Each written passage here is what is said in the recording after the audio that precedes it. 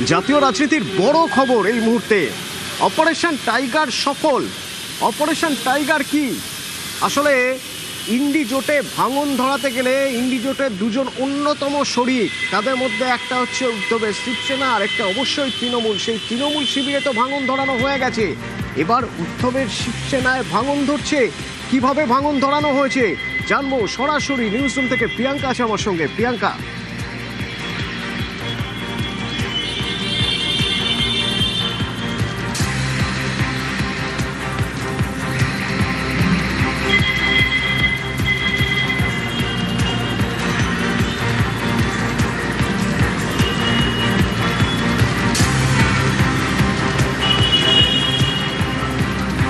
প্রিয়াঙ্কার সঙ্গে যোগাযোগ করব। সফল বলা হচ্ছে অপারেশন টাইগার, কারণ উদ্ধব সেনার ভেঙে চুরমার। উদ্ধব ঠাকরের যে শিবসেনা, সেই শিবসেনা এবার ভেঙে চুরমার। এর আগে আমরা দেখেছিলাম বাংলায় তৃণমূল ভেঙে চুরমার হয়ে গেছে। বেসুরো, একের পর এক বিধায়ক বেসুরো হয়েছেন। 80 জনের মধ্যে থেকে 60 জনে বেসুরো। সংখ্যাটা তারও বেশি হচ্ছে, দিনের পর দিন সংখ্যার এদিক ওদিক হচ্ছে। আবার দেখা যাচ্ছে পার্লামেন্টে একটা আলাদা ব্লক হয়ে গেছে, সেখান থেকে অন্য একটা দল, সেই দল nationalist citizens party of India, সেখানে তৃণমূল সাংসদরা গিয়ে যোগ দিয়েছেন। সংখ্যাটা 20-র বেশি। অর্থাৎ তৃণমূল যে ইন্ডি অর্থাৎ IND জোট, বিজেপি বিরোধী যে জোট, যে জোটের অন্যতম শরিক তৃণমূল, সেই তৃণমূল ভেঙে চুরে শেষ হয়ে গেছে। আরেক জোট শরিক, সেই আরেক জোট শরিক হচ্ছে উদ্ধবের শিবসেনা। সেই শিবসেনাও ভেঙে চুরমার করে দেওয়া হয়েছে। কিভাবে, কি অবস্থা মারাঠা ভূমের? সরাসরি আমার সঙ্গে নিউজ রুম থেকে প্রিয়াঙ্কা আছে। প্রিয়াঙ্কা, অপারেশন সফল, তাহলে অপারেশন টাইগার সফল, কি হচ্ছে মহারাষ্ট্রে? হ্যাঁ অতনু, তুমি ঠিকই বলেছো, অপারেশন টাইগার সফল এবং মহারাষ্ট্রে মহা ভাঙনের একটি ঘটনা ঘটলো।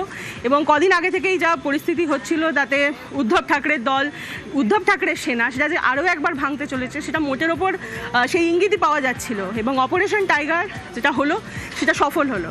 এবং ইন্ডি জোট, সেই জোটের এক শরিক তৃণমূল, তার কীভাবে ঘর ভাঙছে সেটা আমরা দেখতে পেয়েছি। ঠিক সেই একই পরিস্থিতি তৈরি হলো মহারাষ্ট্রে। সেখানে রবিবার উদ্ধব ঠাকরে একটি বৈঠক ডেকেছিলেন। সেখানে সংসদে বর্তমানে উদ্ধব ঠাকরের যে সেনা, তার 9 জন সাংসদ আছেন। সেই সাংসদদের বৈঠক ডেকেছিলেন, কিন্তু শেষমেশ দেখা গেল সেখানে 6 জন হাজিরই হননি। সেই 6 জন সাংসদ হাজির হননি, তখনই বোঝা যাচ্ছিল যে পরিস্থিতি কোন দিকে গড়াতে চলেছে। বোঝা যাচ্ছিল যে উদ্ধব ঠাকরের ঘর আরও একবার ভাঙতে চলেছে। এবং আজকে কি দেখা গেল যে এই 6 জন সাংসদ তারা পৃথক ব্লক গড়ার আর্জি জানিয়ে স্পিকার ওম বিড়লাকে চিঠি দিয়ে দিয়েছেন। এবং পরিস্থিতি, এবং গত কয়েকদিন আগে আমরা যেটা দেখেছি তৃণমূলের ক্ষেত্রে, যে তৃণমূলের 2/3 সাংসদ, মানে 20 জন সাংসদ, তারা অলরেডি পৃথক ব্লক গড়ে ফেলেছেন এবং সেইখানে তারা NCPI এর সঙ্গে মিশে গেছেন। এই পরিস্থিতিতে ঠিক সেই সিচুয়েশন তৈরি হলো উদ্ধব ঠাকরের দলের ক্ষেত্রে। তার 6 জন সাংসদ তারা পৃথক ব্লক গড়ছে। হয়তো হতে পারে যে তারা পৃথক ব্লক হিসেবে থাকবে, বা তারা মার্চ করে যাচ্ছে হচ্ছে শিন্দের শিবসেনার সঙ্গে। এবার একনাথ শিন্ডে, এটা আমাদেরকে বুঝতে হবে যে কেন শিন্দের শিবসেনা বলছি। তার কারণ 2022 সালে অপারেশন লোটাস দেখেছি আমরা মহারাষ্ট্রে। অপারেশন লোটাস কি না, সেই অপারেশন লোটাস হচ্ছে যখন উদ্ধব ঠাকরের দল ভেঙে একনাথ শিন্ডে বেরিয়ে আসেন। একনাথ শিন্ডে মেজরিটিকে নিয়ে বেরিয়ে আসেন এবং শিন্ডে তিনি প্রতীক পান, তিনি শিবসেনা হয়ে যান এবং উদ্ধব ঠাকরের হাতে শুধু সেনা থাকে। সেই উদ্ধব ঠাকরে যে সেই একনাথ শিন্ডে, তার যে শিবসেনা, সেই শিবসেনা বর্তমানে 7 জন সাংসদ রয়েছে তাদের সংসদে। এবং সেই 7 জনের সঙ্গে এই উদ্ধব ঠাকরের ফ্র্যাকশনের যে বর্তমান 6 জন সাংসদ, তারা মিশে যাচ্ছেন। এর ফলে যে পরিস্থিতি তৈরি হচ্ছে, এদিকে 13 জন সাংসদ একনাথ শিন্ডের হয়ে যাচ্ছে সংসদে। এর ফলে আপাতত উদ্ধব ঠাকরের হাতে পড়ে থাকছেন 3 জন সাংসদ। মানে একসময় কেন এই অপারেশনকে অপারেশন টাইগার বলা হতো, তার কারণ হচ্ছে যে তার কারণ মাতোশ্রীতে যেটা বালাসাহেব ঠাকরের বাড়ি, সেখানে মাতোশ্রীতে বালাসাহেব ঠাকরে যে সিংহাসনে বসতেন, যে আসনে বসতেন, সেটা একটা বাঘের মতো তার একটা গঠন ছিল, যে কারণে ওনাকে বলা হতো টাইগার বলে, শিবসেনার বলা হতো। তো সেই টাইগারের ঘর ভাঙার যে অপারেশন, সেটা হচ্ছে অপারেশন টাইগার। এবং সেই ঘর যে একবার ভেঙেছে 2022 সালে, 2026-এ আমরা দেখছি যেটুকু যা বাকি ছিল উদ্ধব ঠাকরে, সেটুকুও চলে গেল। মাত্র 3 জন সাংসদ ওনার হাতে পড়ে রইল। ওনার 6 সাংসদ মিশে যাচ্ছে একনাথ শিন্ডের শিবসেনা, মানে এখন যেটাকে শিবসেনা বলা হয়, সেই শিবসেনার সঙ্গে। অর্থাৎ 13 জন সাংসদ লোকসভায় হয়ে যাবে একনাথ শিন্ডে। সেক্ষেত্রে একনাথ শিন্ডে এনডিএর অন্যতম বড় শরিক হিসেবে আগামী দিন উঠে আসবেন, এবং এইটা বর্তমান পরিস্থিতিতে এর একটি আলাদা তাৎপর্য আছে। সেটা হলো যে আমরা সবাই জানি যে এনডিএর হাতে যে সংখ্যা রয়েছে সেই সংখ্যা বিজেপি 240টি সাংসদ সংখ্যা বিজেপির নিজের রয়েছে, তার বাইরে বাকি যে সমস্ত শরিক দলেদের সমর্থন রয়েছে, সেখানে টিডিপি আছে, সেখানে শিন্ডের শিবসেনা আছে, সেখানে জেডিইউ আছে, সব মিলিয়ে প্রায় 300-র কাছাকাছি বা 300-র একটু বেশি সেই সংখ্যাটা। কিন্তু সেখানে যদি কোনো সংবিধান সংশোধনী বিল পাশ করাতে হয়, যেটা ডিলিমিটেশনের মতো বিল বা যেটা হচ্ছে যে মহিলা সংরক্ষণের মতো বিল, সেই বিল পাশ করাতে গেলে 2/3 মেজরিটি দরকার, অর্থাৎ সমস্ত যে সাংসদ সংখ্যা লোকসভার তার 2/3 সংখ্যাগরিষ্ঠতা দরকার।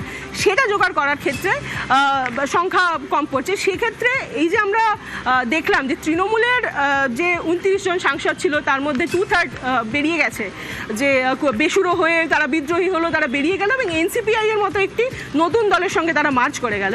মার্চ করে গিয়ে সেই দল এনডিএকে সমর্থনের কথা ঘোষণা করে দিয়েছে, ফলে সেখানে এনডিএর সদস্য সংখ্যা বেড়েছে। এবার এক্ষেত্রে অনেকে মনে করছেন এটা যে শিন্ডের কিছুটা হলেও একটা চাপের জায়গা তৈরি হতে পারে। তার কারণ হচ্ছে যে হতে পারে যে গুরুত্বটা শিন্ডের, একনাথ শিন্ডে এবং তার শিবসেনার ছিল এনডিএর কাছে, সেটা এই তৃণমূলের বেসুরোরা এনসিপিআই তৈরি করে এবং এনডিএকে সমর্থন করার কথা ঘোষণা করার পরে সেই গুরুত্বটা হয়তো না থাকলেও না থাকতে পারে। সেই জন্য অনেকে মনে করছেন যে এই যে উনি উদ্ধবের দল আবার ভাঙালেন এবং সেই সাংসদরা যে এনডিএকে শিবসেনার সঙ্গে মিশছে এবং বলা বাহুল্য তারা এনডিএরই শরিক হিসাবে আরও সদস্য হিসাবে হলো, এনডিএ শরিক হিসাবে আরও বড় হলেন, তো সেক্ষেত্রে হতে পারে যে সেই গুরুত্ব কমার জায়গাটা হয়তো শিন্ডের এখনই অতটা নাও হতে পারে। এটা আরেকটা দিক আছে বিষয়টার। ঠিকই প্রিয়াঙ্কা, আমি তোমার থেকে একটু এই মুহূর্তে মহারাষ্ট্রের রাজনীতির মানচিত্রটা বোঝার চেষ্টা করব। তবে তার আগে এই যে দল ভেঙে গেল, দল ভেঙে চলে গেলেন সাংসদরা, তা নিয়ে এই উদ্ধব শিবসেনার অন্যতম মুখ সঞ্জয় রাউত কি বলছেন আপনাদের শোনাতে চাইবো, কারণ তিনি কিন্তু আগেই তিনি সোশ্যাল মিডিয়ায় বলে এসেছেন, বারবার করেছে কোটি কোটি টাকা ছড়ানো হচ্ছে সাংসদদের কেনার জন্য। मोदी जी के चेहरे पर नहीं या शिंदे जी के चेहरे पर नहीं सुनकर आए हैं। ये उद्धव बाला साहब ठाकरे जी और बाला साहब ठाकरे जी के चेहरे पर लोगों ने उनको वोट दिया है। 15-15 करोड़ कल रात को दिया, पैसा पहुंच गया ऐसा मुझे इन्फॉर्मेशन है। और बाद में चार्टर फ्लाइट में बैठे, 3 जगह से चार्टर फ्लाइट छोड़े। নিউজ রুম থেকে প্রিয়াঙ্কা আছে। প্রিয়াঙ্কা, এখন যদি আমি দেখি এই অবস্থায় দাঁড়িয়ে, হ্যাঁ নিঃসন্দেহে যা হলো তাতে পুরোপুরি অ্যাডভান্টেজ এনডিএর পার্লামেন্টের, কিন্তু আমি যদি মহারাষ্ট্রের রাজনৈতিক মানচিত্রটা বোঝার চেষ্টা করি, তুমি আমাকে কিভাবে দেখাবে? দেখো, আমি তোমাকে শুরুতে আরেকবার বলে নিই যে সেই 6 জন সাংসদ কারা যারা উদ্ধব ঠাকরে শিবির ছেড়ে শিন্দের শিবিরে চলে গেলেন। তারা হচ্ছেন সঞ্জয় যাদব, তারা হচ্ছেন সঞ্জয় দিনা পাটিল, নাগেশ পাটিল আশিতকর, ওমরাজে নিম্বালকর, সঞ্জয় দেশমুখ আর বাসুদেব বক্সচোরে। এবং এই 6 জন যারা উদ্ধব ঠাকরের হাত ছেড়ে শিন্দের দিকে গেলেন। দেখো, বিষয়টা হচ্ছে যে মহারাষ্ট্রের রাজনীতিতে একটা সময় দীর্ঘদিন আমরা দেখেছি যেখানে বিজেপি এবং শিবসেনা জোট শাসন করেছে বা তারা একটা শাসক শিবিরে ছিল। তারপরে একটা সময় যখন অপারেশন লোটাস হলো, এবং লোটাস হওয়ার কারণটা কী হলো, যেটা হলো যে শিবসেনা এবং বিজেপি এবং শিবসেনা জোট করে মুখ্যমন্ত্রী হলেন দেবেন্দ্র ফডনবিস এবং বিজেপির নেতৃত্বাধীন সরকার তৈরি হল। কিন্তু তারপরে সেটা হচ্ছে যে তারপর ইলেকশন হলো এবং ইলেকশনের পরে আবার ফের বিজেপি এবং শিবসেনা ক্ষমতায় এলো। তো সেখানেই সমস্যা শুরু হলো। শিবসেনা উদ্ধব ঠাকরে দাবি করলেন তাকে মুখ্যমন্ত্রী পদ ছাড়তে হবে। এই যে সংঘাতের জায়গা তৈরি হলো, সেখান থেকে শিবসেনা বেরিয়ে যায় এবং মহাজোট তৈরি করে কংগ্রেস এবং এনসিপির সঙ্গে। মহাজোট তৈরি করে এবং উদ্ধব ঠাকরে মুখ্যমন্ত্রী হন। কিন্তু তারপরেই আমরা দেখলাম যে অপারেশন লোটাস হলো এবং সেখানে সেই একনাথ শিন্ডে তিনি উদ্ধব ঠাকরের দল ভাঙলেন, বেরিয়ে এলেন, তিনি শিবসেনা হয়ে উঠলেন। এনসিপি ভাঙলো, এনসিপি শরদ পাওয়ার তিনি দলের নাম প্রতীক দুটোই হারালেন, সেখান থেকে বেরিয়ে এলেন অজিত পাওয়ার। এখন মহারাষ্ট্রের রাজনীতির পরিস্থিতি হচ্ছে যে সেখানে বিজেপি ক্ষমতায় রয়েছে, সেখানে ফাডনাভিস মুখ্যমন্ত্রী, সেখানে তার সঙ্গে শিন্দের শিবসেনা রয়েছে এবং তার সঙ্গে অজিত পাওয়ার, তিনি এখন নেই, কিন্তু সেখানকার এনসিপি রয়েছে। ফলে এমনিতেই উদ্ধব ঠাকরের দল সেখানে অনেকটাই গুরুত্ব হারিয়েছে, প্রাসঙ্গিকতা হারিয়েছে সেই রাজনীতিতে। তাও যেটুকু ছিল সংসদে ছিল, কারণ আমরা সবাই জানি যে সংসদের আলাদা গুরুত্ব আছে, সেখানে বিল পাশ করাতে হলে সাংসদ লাগে এবং সেই পরিস্থিতি, সেখানে যেটুকু বা তার অস্তিত্ব ছিল সেটা অনেকটাই সংকটে বলেই এখন বলা যেতে পারে। মানে সেই অর্থে এবার মাতৃশ্রীতে সত্যি অস্তিত্ব সংকট, নিঃসন্দেহে অস্তিত্ব সংকট, এবং বলা যেতে পারে এটা অ্যাডভান্টেজ এনডিএর যে অপারেশন টাইগার, সেই অপারেশন টাইগার সফল, একেবারে ভেঙে চুরে চুরমার হয়ে গেল উদ্ধব সেনা। বেসুরো সাংসদরা এবার লোকসভায় সিন্ডের সঙ্গে শিবসেনার 7 সাংসদ, বেসুরো 6 মিলে, তাহলে সিন্ডে শিবসেনার লোকসভায় সংখ্যা দাঁড়াচ্ছে 13।